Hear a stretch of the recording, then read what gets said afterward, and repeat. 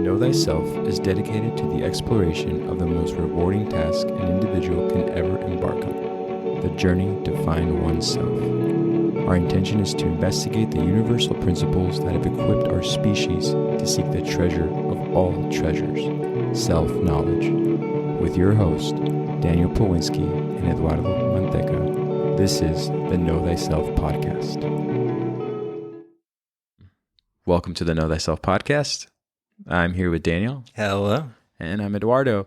And we're going to continue on our path through the 7 steps of alchemy. Last week, we did a breakdown on the cycle of necessity. And then the week before that, we went into step 2 of alchemy, not to get too confusing. So in between the 7 steps, we're bringing in information regarding the soul and the mission of the soul. And so now we're back on track with the 3rd step in alchemy, and that is going to be separation. And I always get so excited to sit here with my friend Daniel because I spent a week reading alone. And then when I see you, I'm like, hey, what do you think of this? And hey, there's this other thing I want. And then they all kind of just disappear and fly away. And so if I'm all over the place, that's probably why, because I had a lot of things that I definitely want to ask Daniel, which I probably will during the podcast, as I always do. But, in separation, we definitely want to talk about choosing what is necessary to take with from everything that sort of fell apart in the last 2 steps, right? Right. So what's left behind and what we really want to pick up from the ground or from the pitfall or the destruction that had to occur in order to eliminate those first 2 steps, what is coming up with us, what is rising, and what is worthy of again being saved. So, the first thing that I want to definitely talk about is the coming together of soul and spirit was a question I had for Daniel that I was reading about in regards to dissolution and calcination of the last 2 steps. But I kind of wanted to start off there, if that's a good starting point, to sort of see if that's where we're at. I know that we can definitely break down the idea of air, as we were just saying before we hit record, and what that entails with that element in regards to separation. Because obviously we will talk about the physical idea of what's going on with the step of separation, but also the alchemical idea and all of it and how it relates to the human soul. So without further ado. Yeah. No, man, I think, again, always great introduction, because that's exactly what we're looking at in separation, right? We've gone through the process of burning away the dross, and now we submerged it into the waters of consciousness, the water that does not wet the hands. And now it's the process of kind of skimming through and running everything through this filter to see the true essences coming out, right? So it's this filtration process that is really, really important, because you're right, we are starting to now immerse it with air, right? And that's where we're going to kind of give it the spirit. So when we talk about the soul and the spirit coming together, this is really the step where the spirit kind of helps start lifting up and almost doing that reverse gravitational pull up to the heavens, up to that ladder, Jacob's ladder. And that's what we're going to kind of see here. So this is really going to be the introduction, because in the aspect of the first 2 steps, we're still kind of dealing with the burning away of what we don't need, the soul, and then the healing aspects of the mother of the soul, right? Okay. So we're really kind of concentrating on the soul. And then this 3rd step, that's really where we're going to get this lesser stone created with the marriage of the soul and the spirit coming together,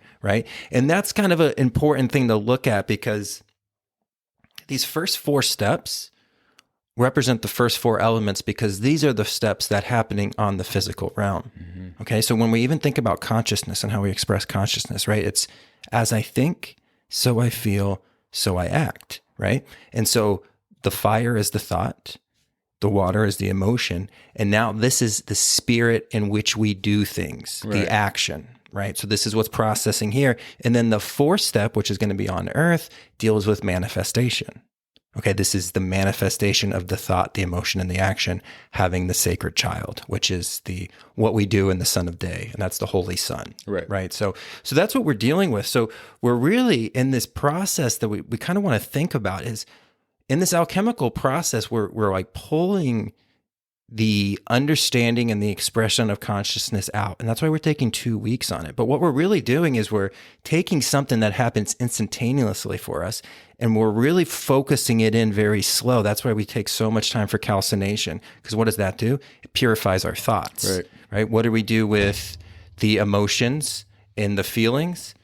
We're healing, right? And then it's going to come to the action, which is going to be this third step, which is this act of separation, right? Now, is this like, this is also sort of known as like shadow work that we've talked about, right?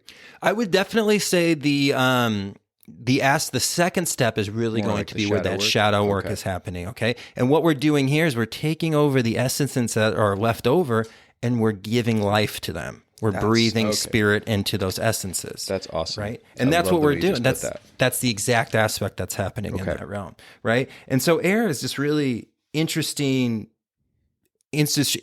aspect, because this is, again, where spirit comes through, and this is, air is what pulls us up that ladder, up Jacob's ladder, right? So this is what keeps us going to the heavens. So the ego is kind of the fire, that energy behind, but the ego could almost go a straight line.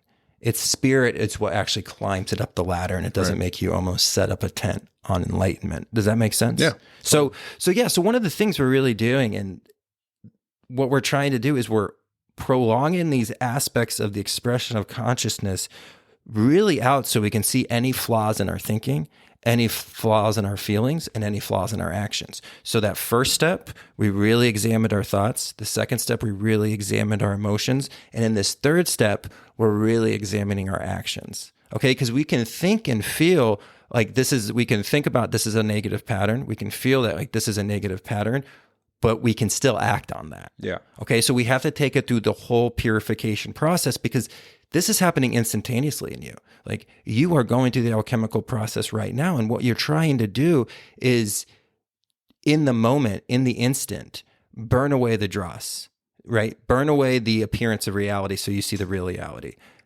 Experience that, internally, have an internal realization of that essence that you just purified from the fire into your emotional waters, and then you rise it up through the air. You take it your own internal Jacob's ladder, you go up your chakra systems, and you perform the action, right? Which will be the fourth step, which is earth. Right. Okay. So that's kind of what we're doing here. We're really just taking down the expression of consciousness, and we're almost like, putting it all out. It's almost like it's an accordion, and we're like stretching it all the way out and looking at every little rivet of it, and making sure that there's not dross, and making sure that there's not scars where dross can kind of build up. So that's where we burn away the dross in the first, and then we heal the wounds where that dross will build up again in the emotional aspect. Yeah. Right? Yeah. Okay. So that makes sense. yeah, and so that's what we're really dealing with. So this is just kind of the Holy Son aspect of the Trinity, is what we're working with in this air element. Because in the first two steps, because if the first two steps were never completed, we would just have action. Right. Does that make sense? So we've gone through that process, and now it's actually doing the action to create the new habits, to create the new thought processes. And this is what's kind of prolong us on this journey. The journey. Right. Okay. Yeah, I know that it can be difficult to sort of undo yourself from like this, from like keeping making decisions that have kept you restrained.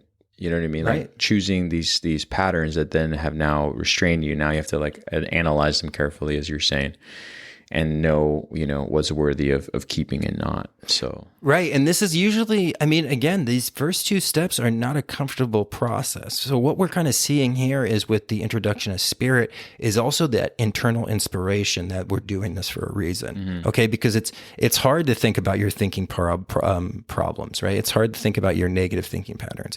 It's hard to deal with buried emotion, especially the stuff we pulled up in dissolution. We might have not been consciously aware that this is what causes us to do so much adverse things to ourselves and others, right? So those first two steps it's like going through hell. So what we've done here is air comes around, and now we have a Virgil to our Dante's Inferno, because this is air, this is inspiration, this is higher thought, right? And this is your guide, and this is that internal kind of realization that not only are you doing this for a reason, but if you keep going on this path and you keep climbing up that ladder, you're going to experience something far greater than what you are in this moment dealing, right? Because those first two steps, it's not a fun process. No. Now it's so important, so fun can manifest in the future, like true fun and true love and true compassion. But at that moment, it's very troubling. Yeah. Right. So this inspiration comes in at just the right time to kind of lift the spirits. And again, think about what air represents. It's that higher knowledge. It's that pull upwards, right? Because we could just go a straight line like that ladder. You can go linear. You can get up to a step and then just go linear and go straight line for the rest of your life. And we see that. That's probably more when we talk about like, oh, you can go down the ladder and up the ladder. If we were really talking about the majority of the population, they're probably just coasting on a linear path, right? They're not going down and doing anything like terrible, like you hear in like the Holly Weird stories, right? But they're also not shooting up to the sky and becoming a guru. Right. They're just kind of staying stagnant. And stagnation and evolution is death, right? Mm-hmm. Because your soul's here to evolve, right? So stagnation is just as damaging as going down under. And now you start thinking about like the realms of hell and Dante. Right. There was a lot of realms in hell that were meant for just for stagnation. Like they weren't punished as much as the others, but they were still punished because they neglected the work. The great work, right? So yeah, what we're really doing is we're kind of in those metals that we've collected, because remember, we're collecting metals through this. We're going through this aspect. We're really going to breathe new life into whatever was left over from those first two processes. And this is going to help purify these metals for that grand alchemical design at the end, right? And the gold. For the gold, right? And so the metal that we're extracting in this one is going to be iron, right? And so this is interesting because again, we're kind of working our way in. So you work your way all the way up to the sun. And why it's iron is because you use this inspiration at this time as like a willful determination. Like a Mars energy. Like a Mars energy, exactly, because that's what iron's going to represent. So perfect. So thank you for making that connection, because you really do become the spiritual warrior at this time. Right. And this is why in alchemical designs, you're going to see a lot of swords at this aspect, right? Swords cutting through eggs, swords cutting through reality, because these are like at the end of the movie, like when the dragon, like you think it's dead and then it comes back up and the hero finishes it off. That's what we're kind of doing. We're almost going through the rubbish, that's everything that's been left over, looking for the essences. But there's hidden stuff that we still did not uncover in that dissolution. There's still hidden stuff. And this is like a hand-on-hand combat. This is very much a Scorpio energy, right? Like Scorpios are a tough sign, right? They're just, if you ever lose a Scorpio's trust, you lose it for it. Like they're very determined, they're willful.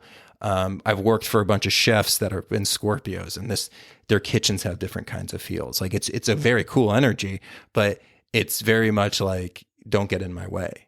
And that's kind of the warrior aspect we have in this separation. So this very much is represented by the sword. And this is almost represented as like fighting those little bit of dragon demons that are going to come up and kind of try to kick us off this process. Because remember, this is the ego. That false ego is dying. Right. So this is like its death rattle.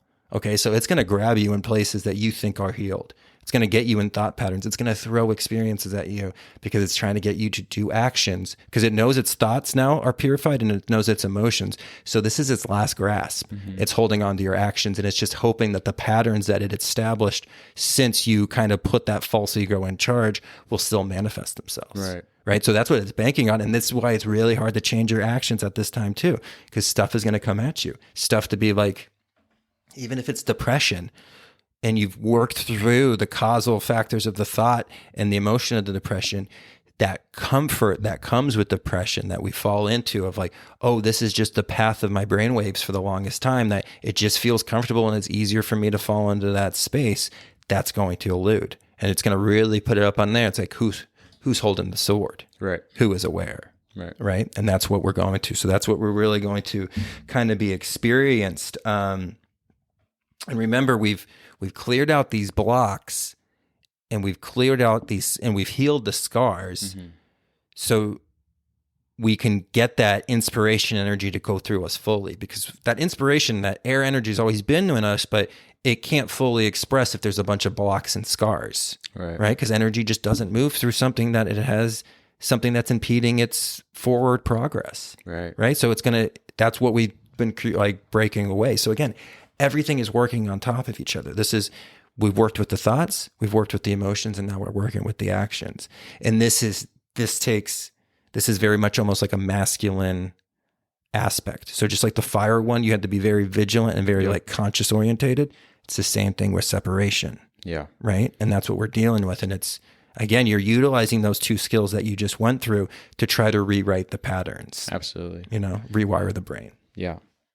Yeah. I like that you mentioned it's a masculine type energy because, in the last one with dissolution, talking about that feminine energy with water, this energy, I feel like I meet a lot of people on this path when they've made it maybe past the first two, but it reminds me of how long it's going to take. It takes a long time because based on how many things you had to let go of and watch fall to the ground, now when you go sorting through I like how you said the rubbish, like all the rubble or whatever is left behind. I like that you mentioned that because that takes a long time. I feel like for some people that you meet on that path, it's years sometimes that they have to sort of fix, and thinking about the process and how long it takes people. So in the 7 steps of alchemy, one of the things that when I read about everything we go through, I'm like, wow, how many times do you think you've got the right answer, or you think you're on the path and you get kicked back down maybe a few notches from where you already came from? Now, I'm sure that you'll probably notice when you're falling back into it, but I was wondering, how long is this process supposed to take? You know what I mean? Because to get to one octave is one journey in itself, but to get into another octave is another full journey. And for some people, it might just be their whole lives that they do this 7-step. Is that a possibility for some people that drags on for the entire, because this would be the one that you people don't do because they can change their thoughts and they can change their emotions, but then they don't change their actions. Right. And action is so important in manifestation. So the fruit we're giving that they want to have change, if they don't change their actions, that fruit will never develop. That's going to be the 4th step. So yeah, people can be stuck in this forever. And again, that's that linear line. Yeah. That's just staying on that one path.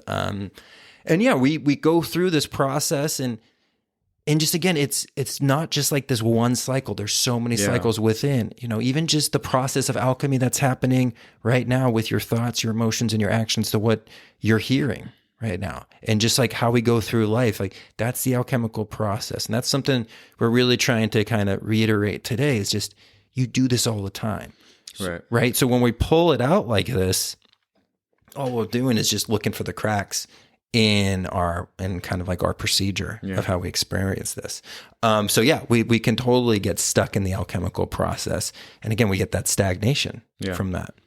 Yeah. No, you did just explain that in that linear ladder. I did really relate to that. But yeah, it was just something that was happening as I was, doing a little more reading. I'm like, oh my gosh, like I wonder how many times this has to either happen to you or how long it's going to take. Like there's even if you know the map, it's really, really a lot more difficult to do the work than I had anticipated. As I read more, I'm like, oh my gosh, like there's so much to do, Yeah. And it's the great work, and that's why it is. And again, there's an internal alchemical process, and then there's an alchemical process of the aggregate in our society, and we see how we're always stuck between the first 2 steps in our cultures and our societies. And it's not very often do we manifest that fruit that we really want. Yeah. And again, they've got both and how they do it in society and how they stunt us is they set the first 2 steps up as camps and they have them fight each other. Right. So they just try to champion. Calcination would be your conservatives and dissolution would be your liberals. And in every political system really out there right now, those 2 are fighting against each other. Right. So it's just, you're just arguing between those 2 steps. That's why the action never changes. Yeah. That's why the fruit is always the same. Yeah. Right. Because we're not actually going through that process. Again, but this internal holy war is happening and you are the soldier at this point. For sure. Right. So this is that, again, it's that internal jihad. So it's a war to live by, and what we're trying to do by this is to live from now on by spiritual principles. So to be true to our spiritual essence. And we have to be willing to fight for what we believe in this. So this is really, you've seen the light not only externally, but internally. And now you want to foster that light as much as you possibly can. And you know you're going to do this through your actions of living by spiritual principles. Okay. And you can't live by spiritual principles until you spiritualize your mind and your heart first, right? For that action to kind of create. So what we're really learning how to do is this will to almost conquer our temptations.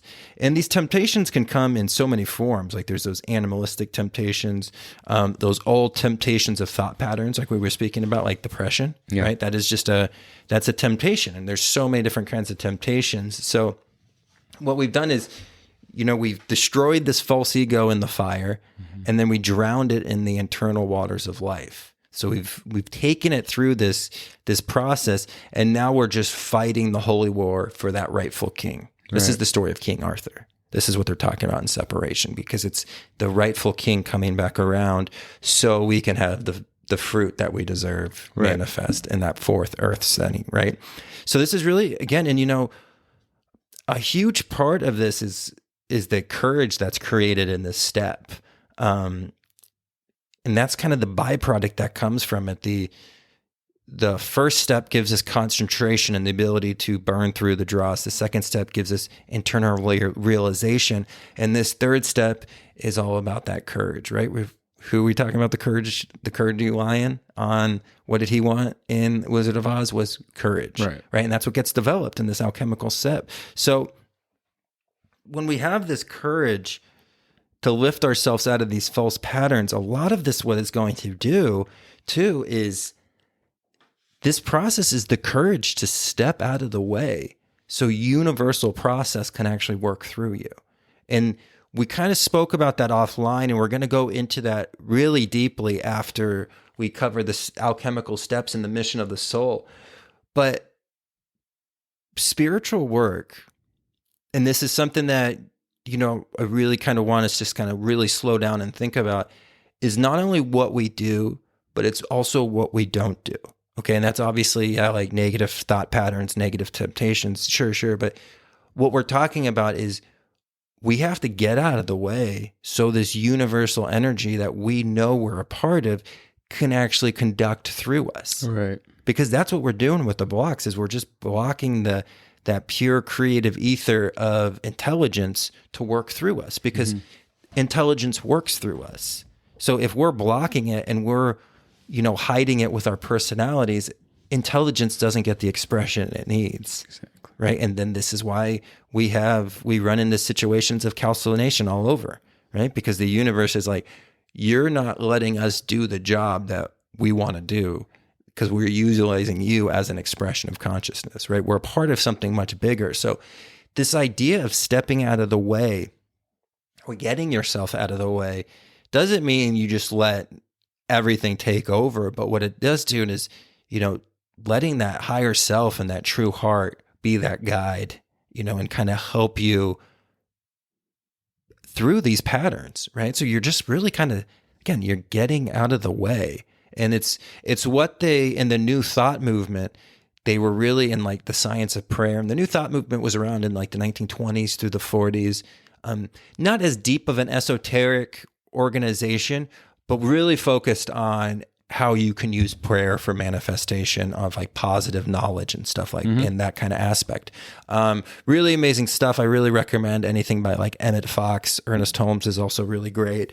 Those are great little things that kind of look at, and this is what really they were focusing on, was getting out of the way so what they would consider universal intelligence was God, so God can actually work, because you're just blocking it, right? And that's what we're doing right here. This is you're killing the dross, you're killing the blocks, so this energy can move through you. Yeah, the spirit, right? Because if you think about what makes us inspired to climb up that ladder is inspiration. So in spirit action is how you would break up those words, right? And that's really what we're dealing with in this step. It's that again, we're breathing life into the essences that were left over and pulling it up to the highest perspective that we can. Right? Absolutely. Absolutely.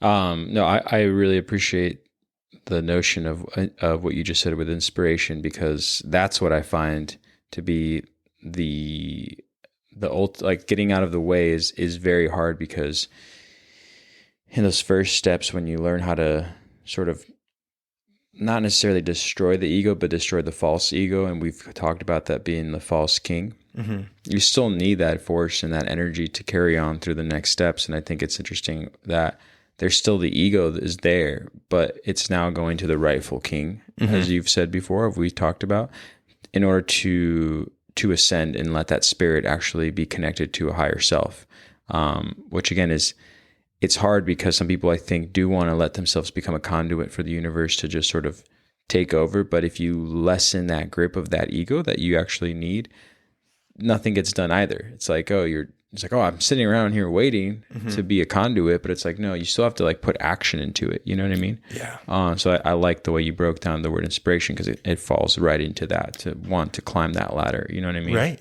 Yeah. In spiritual action. Yeah. Yeah. And I think if there's anything that has been negative that has come out of the New Age movement, is the emphasis on thought, and not so much the emphasis on action. Right. You need to get that cycle moving, because if you just think and manifest stuff all day and you don't actually create any action, that circuit stops, because it's thought, emotion, action, right? We think the thought, we empower it with the emotions, and then we start making actions that make that come into fruition. Right. And so like when people are like, no, that's not true. Like, I was able to manifest something from a vision board. You're like, yeah, you did the action of creating a vision board. Yeah. You did it. Yeah. Like, and I'm not saying that that's going to be always highly successful, but you did accomplish an action, right? And so these are the steps. This is why ceremonial magic is so big on rituals, because you're impregnating that subconscious with this information, but you're going through unified actions that have a vibration and a frequency that through the law of attraction kind of pulls these events towards you. Right. So it's a really kind of fascinating topic when we just really think about the esoteric aspects of action and how important it is to the evolution of not only our internal conscious, but this external shared reality that we find ourselves in, you know? So, so this spiritual energy, and not only does this air inspire us and give us courage and determination, but like we spoke earlier, it connects us to something higher, right? And this is a spirit, and you know, this kind of goes in with the discussion we've had these last couple of weeks with the soul, right? Because haven't really addressed spirit so much, and this is going to be a kind of a good time to do that, because spirit, again, it's that gravitational pull upwards to make us climb that ladder, right? And then we also have that internal realization that goes inward, that we spoke about as that spiral staircase, right? So it really kind of looks like a straight line, right? So you go up and you also go down, and as you go one level, it stretches the other side just as much. Right. And that's what we spoke about. So how we can use this inspiration for this mental alchemy that we're kind of doing right now in the spiritual alchemy this is where the signs of subtraction, which is just that straight horizontal line, and the sign of addition are going to have their esoteric significance.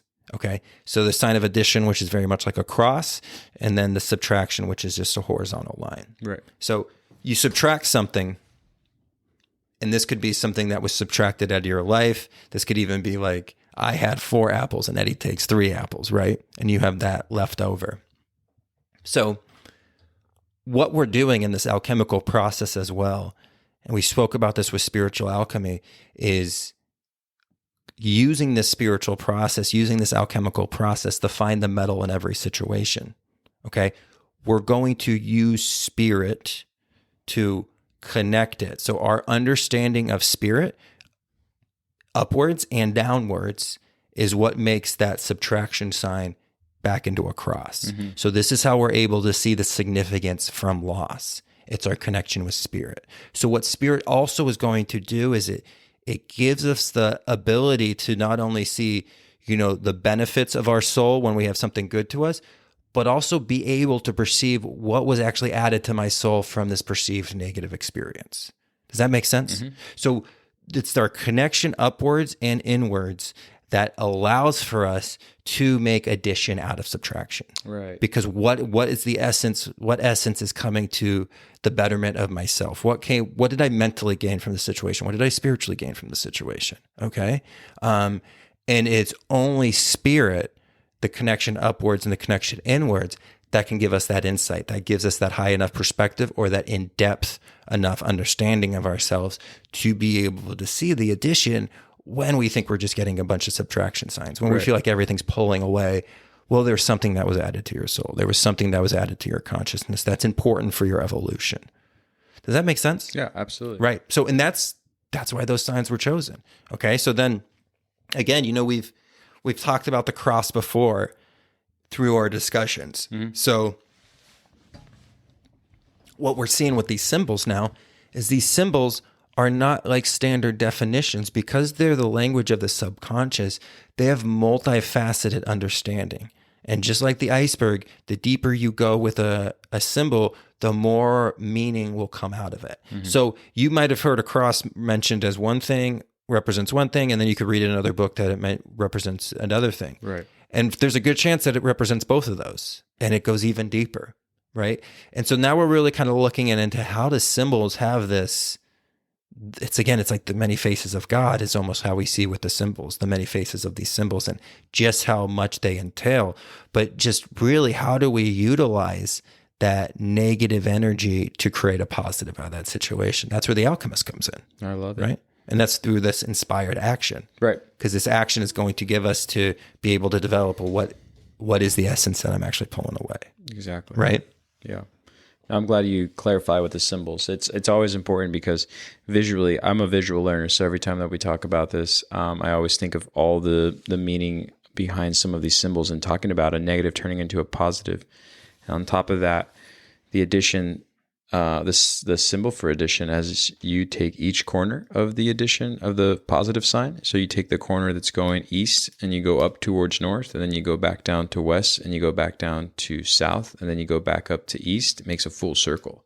And so you wouldn't be able to do that really, connecting wise. Yeah. So every time that we've talked about that up and down and, horizontal line, I always think about like how you're saying the deeper meaning that comes from it will reveal itself as you have a better understanding of what it's always meant, you know what I mean? In the subconscious, that is, which is always so interesting because I know we talk about this sometimes in a very abstract way between you and I because we have that understanding to sort of see beyond that, or at least talk about those sort of things beyond that. But that's why I really like the information that you find on the 7 steps of alchemy. I don't know about the listeners that we have and where they get their information from, but everywhere from like Manly Hall to like, even just like I was just reading The Way of Zen from Alan Watts and just like reading his perspective on this understanding that's beyond our 5 senses is so interesting how it all is just the same thing. And so that's all we're talking about is ascending the ladder to the same thing.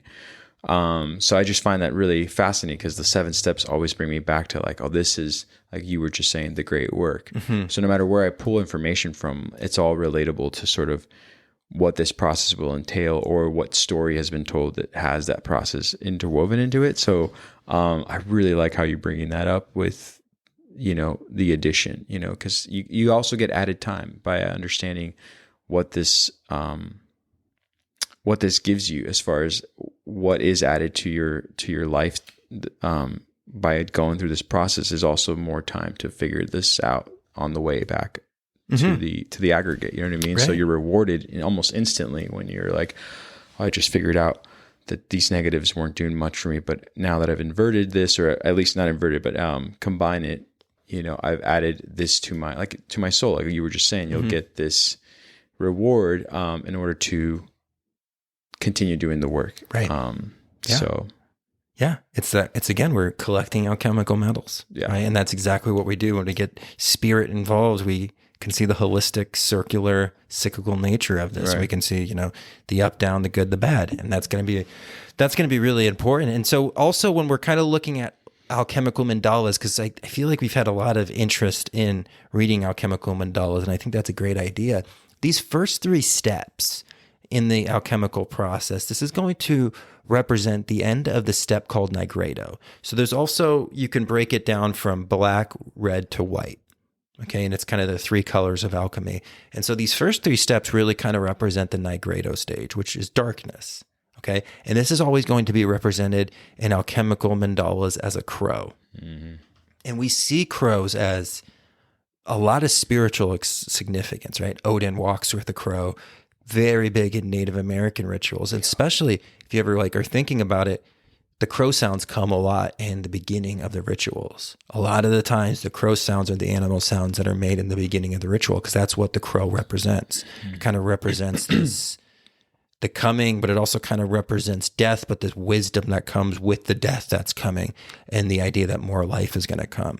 So this is always kind of considered the black crow stage, and it's these first 3 steps.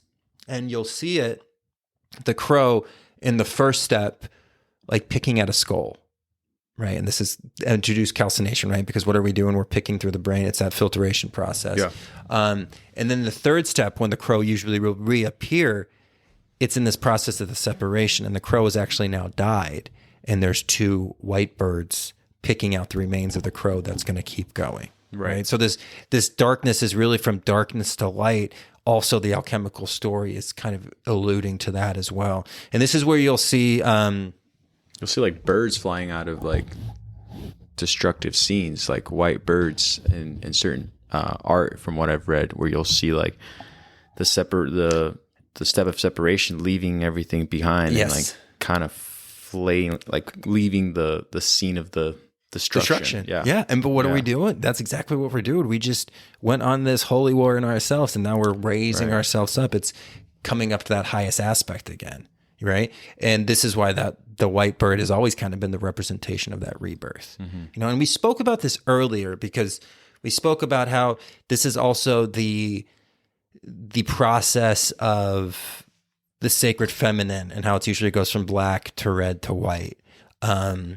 And how we see that sometimes can get inverted, and they'll go from white to red to black. And you'll see that at reward shows and stuff like that, and halftime shows. But, it's very interesting, because we're kind of getting done. We'll really be talking about manifestation in 2 weeks, when we are talking about this earth stage.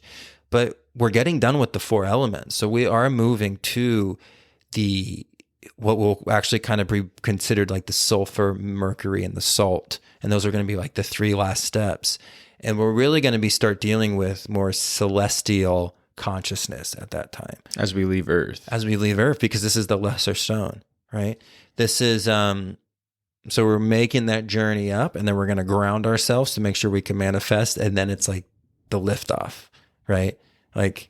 Major Tom, the ground control kind of liftoff, right? Yeah. So we're really kind of going through that process at this time. And this is what that darkness kind of represents, the nigredo, because the material realm is dark. It's dense, right? It's ruled by Saturn, and we're breaking free from that to get into the light of the sun. So that's kind of the process we're going in. The color red, which comes next, is really fascinating, because, the red and the mysteries we're about to learn are very much based on the ancient sacred feminine mysteries. And now you're getting into really deep occult stuff, because really following the female bloodline of these occult mysteries takes us all the way back to the cave drawings, right? And we're really starting to understand more of the esoteric significance of matriarchal occult societies, mm-hmm. and how the priestess class, and how deep that really goes. So what we're going to be dealing with the red is really this celestial, very deep information. I mean, I almost kind of call that process almost the feminine, when it comes to the feminine mysteries kind of thing. And that's what we're going to be kind of getting into after we go through the process of Earth. And that's been would you say that's been what's been most oppressed in history is this process in order to keep us within that Saturn energy to keep going physically here on Earth, right? Of course. They kept us away from that next step or the next steps that should come from that. Would you say that's correct? Oh, absolutely. And why this is also why they've kept us away from like the feminine spiritual practice. This is why, Mary is not recognized as Christianity. One of the apostles, right? Right. Yeah. Right. And this is huge because they had to take the female out because the female's the internal mysteries. Like that's what the Gnostics, who was the other sect that was growing up the same side of Catholicism all the way up until they were pretty much like murdered during the Crusades.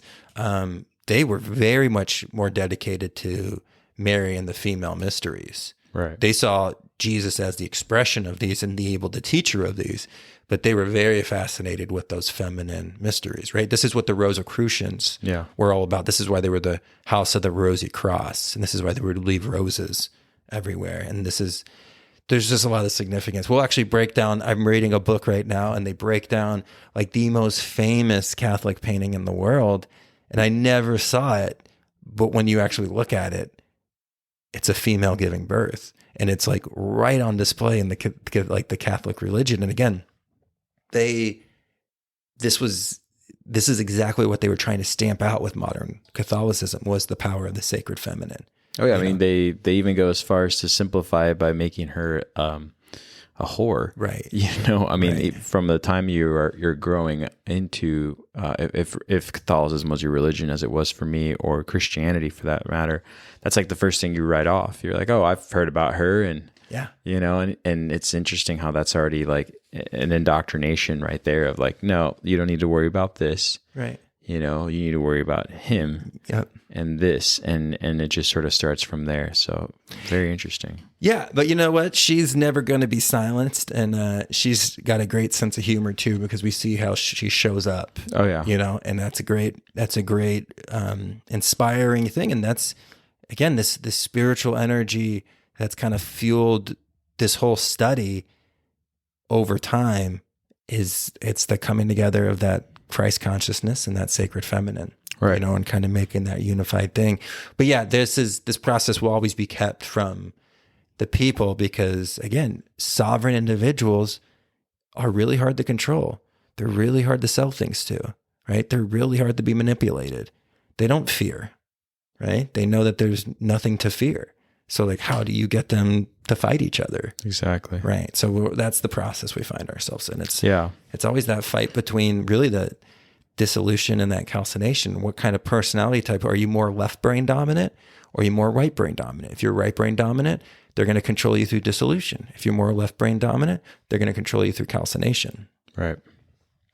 Right. No, it's interesting because even if you can decipher even people like that were used as a model to create a sort of, we'll take like religion for an example. Even Jesus himself said, for those who fall into, to fall victim to the words on these pieces of paper, like you're already missing the point. Like I'm telling you myself, like it's not me who you need to worship, but it is all that we need to like focus on. And those who fall victim to the words on this paper will just find themselves literally working for the people who are just controlling them based on the words that are not spoken necessarily by me. They're just reinterpreted by what I'm saying. So like that happened from the very get-go. He was already recognizing like they're already making these camps for you. You know what I mean? And for you to even think that this individual here thinks that he has the authority to tell you that to think otherwise is to betray me is already like false and fully false. And so it just goes so far back where people were recognizing this already, but yet people still fall victim to it because that's just the pull that we fall into based on, like you're saying, on what side we think more rationally with. And we think that rationality is this right that you should execute, where you're like, well, if I think this way, then therefore this is the reality that needs to be because that's what I feel inside. But it's so much more than that. So it's an interesting step that we're going to start going into with the sacred feminine, Yeah. And again, too, one of the things that we're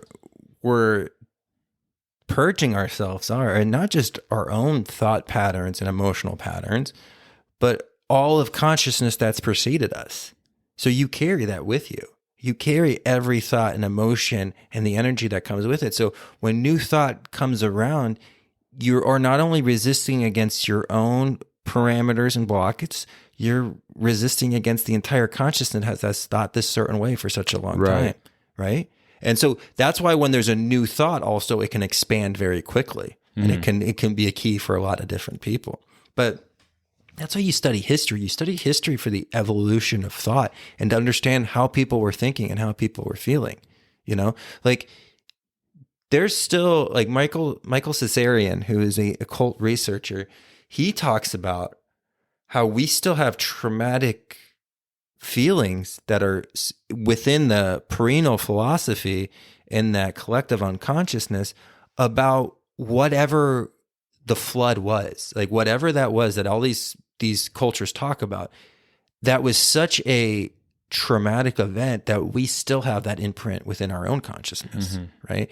We still, he speaks about like even the imprint you get from childbirth and how that could be a very traumatic event for you, right? And if you think about it, it probably was. And there's like that imprint in your consciousness. So again, when we study history, we are looking a lot at just what was the aspects of consciousness, and it'll give you understanding of also the stuff you need to heal, you know, as a global thing. And then also within like your race and your nationality, because that has its own vibration too, right? So I have to, not only is it the whole world's consciousness that I am going to have to go through the process of kind of cleansing myself of if there was negative habits, but also like the Italian and the Polish that it makes up me. Oh yeah. You know what I mean? And yeah, us Italians, we know how to get some stuff, create some facility patterns for ourselves. You know what I mean? Yeah. So like it was just stuff we got to heal. That's true. Yeah. It's just very true. I actually had an experience with that recently. And it's funny because I'm very fortunate that I'm able to speak freely about this to my partner, but I was just trying to tell her like,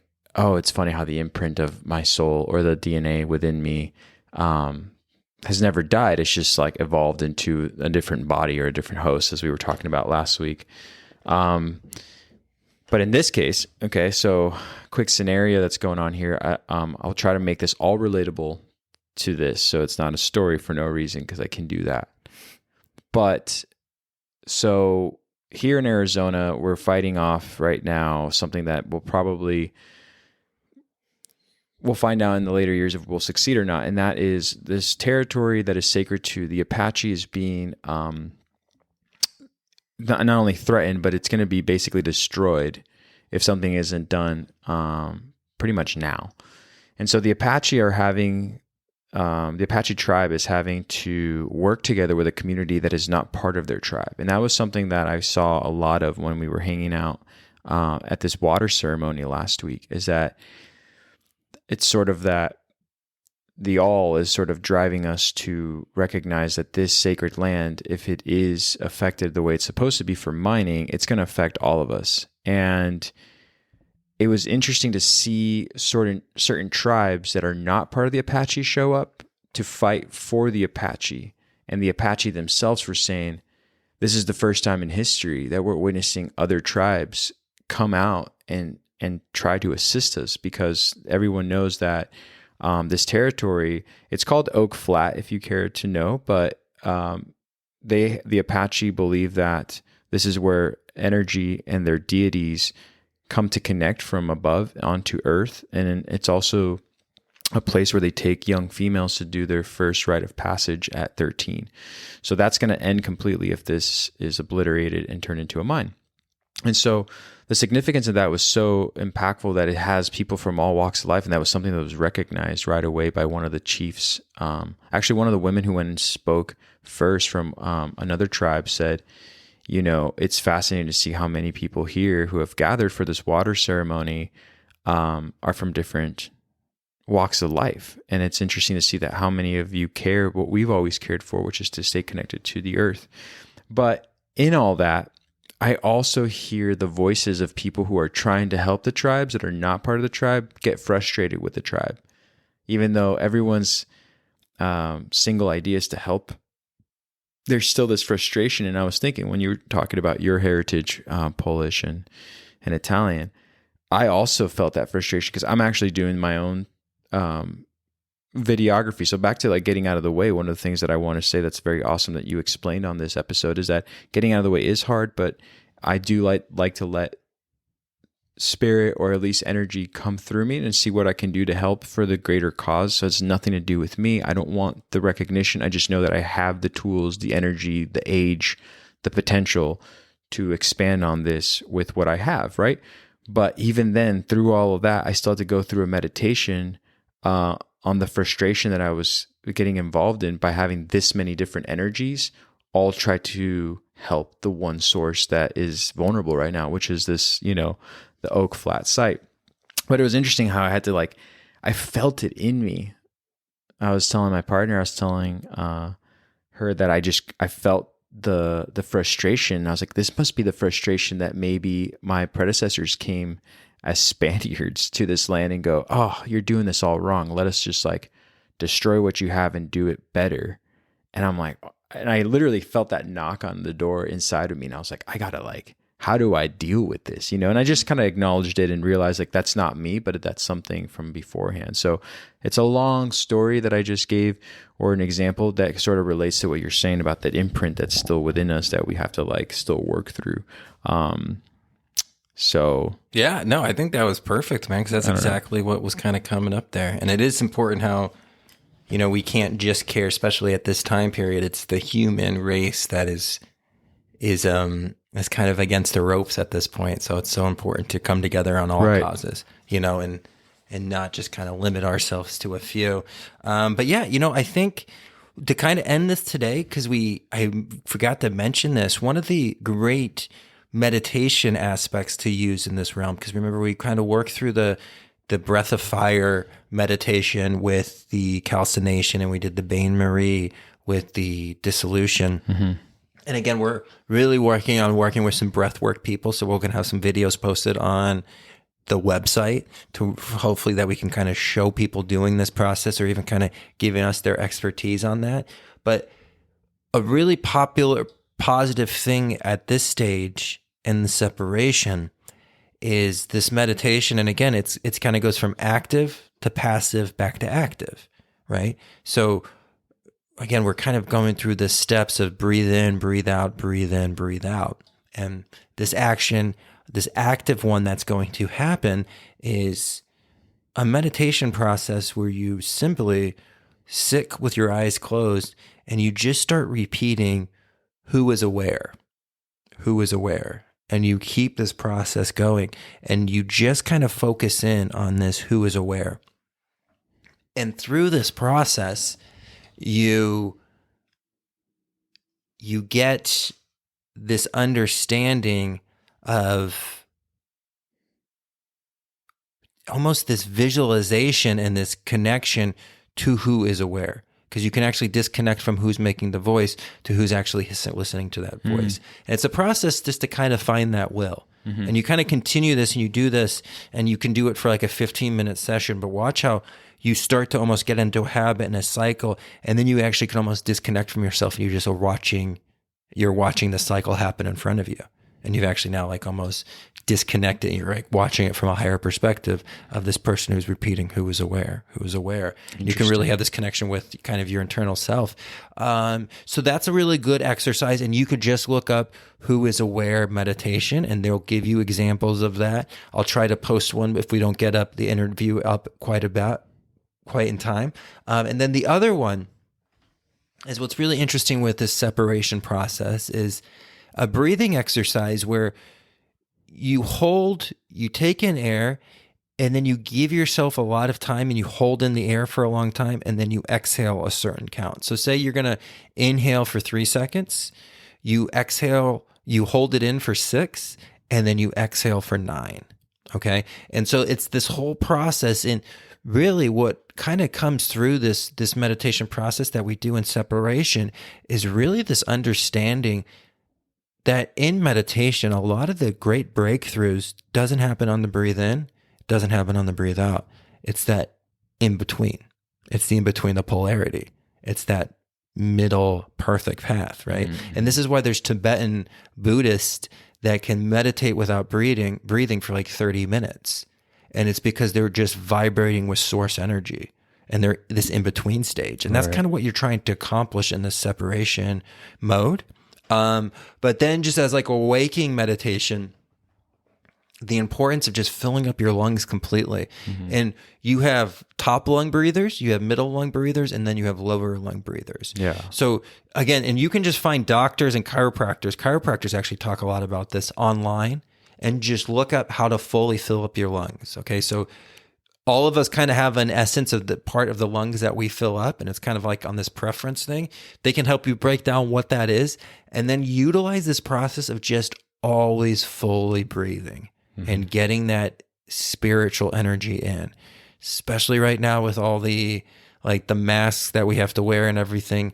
This is what's getting blocked. It's just that spirit God energy, and it's so important for your immune system. It's so important for your consciousness. It's air. It's just really important. You know what I mean? Absolutely. Yeah. Like it doesn't even have to be said. Like just hold your breath and you can see how important it is.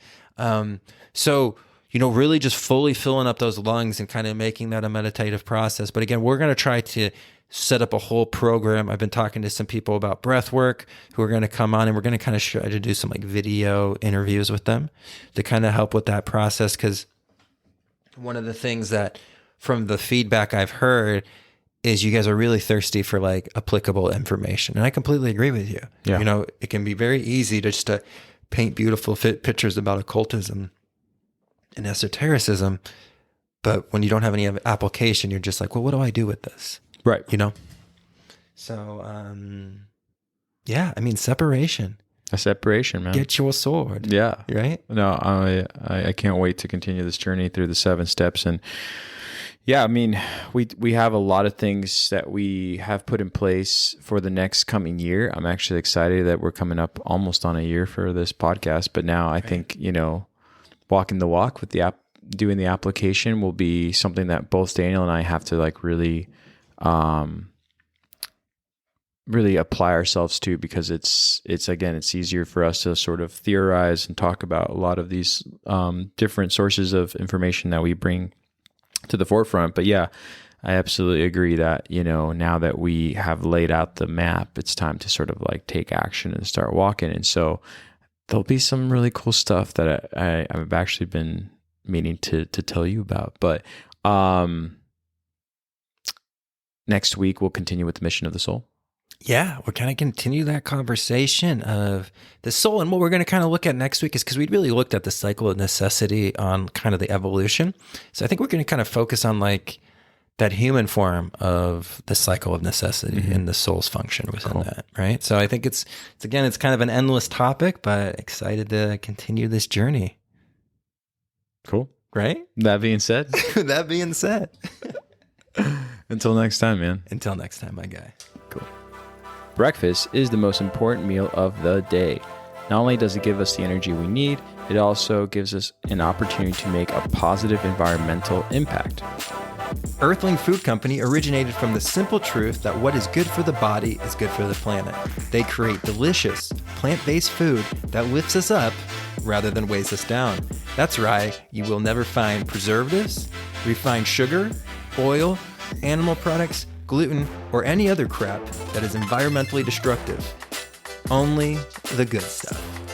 Would you like a hearty granola that is both delicious and healthy? What about something with zero cholesterol or an alternative to scrambled eggs? Earthly Food Company has you covered. They are a brand new husband and wife startup, so check back regularly for new products. Greg and Jen have been listeners and supporters of the Know Thyself podcast since our very first episode. We first collected on a philosophical conversation, and then through the conversation learned about this really exciting new project that they were creating, which is a organic, amazing granola that they want to share with all the listeners of our community. Artisan granola and seasoning make a great holiday gift. Visit earthlingfood.company. That's earthlingfood.company. Did you say earthlingfood.company? That's exactly what I said.